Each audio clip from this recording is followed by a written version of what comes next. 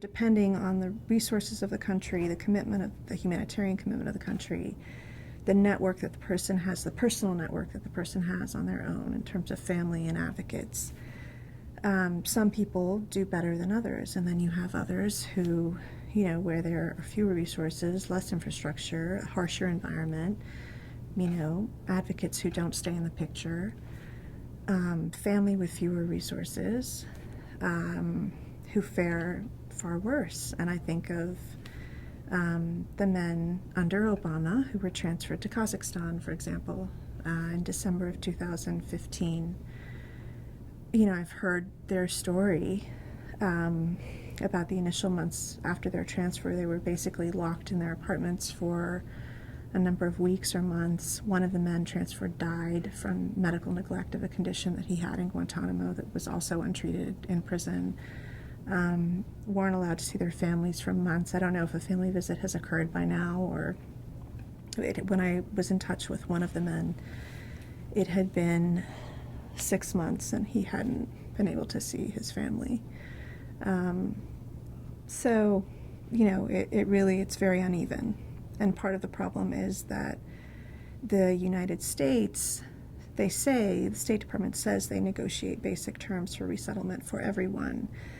But in terms of implementation and feeling an obligation to make sure that that plan is sort of carried out and fulfilled fully, there's no sense of real obligation by the U.S. once they let people off the plane in country. I mean, once they step off the plane, they're turned over to the custody of someone else.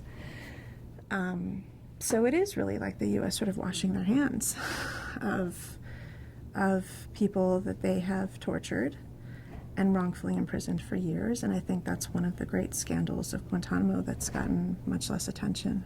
If you accept that it was wrong to torture, and if you accept that people were tortured, which I think everyone should, there's, the evidence couldn't be more clearly documented. It's in a Senate report.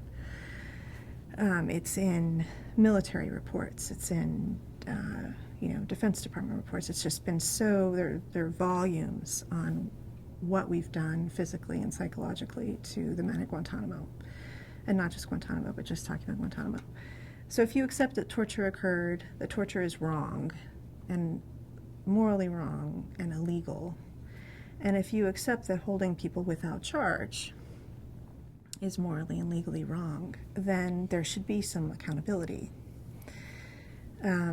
So yes, I think there should be an obligation by the U.S. after release to see to it that there is at least adequate support for people to rebuild. I mean, we're not talking about, there's no way of giving back people what they've lost, but at least,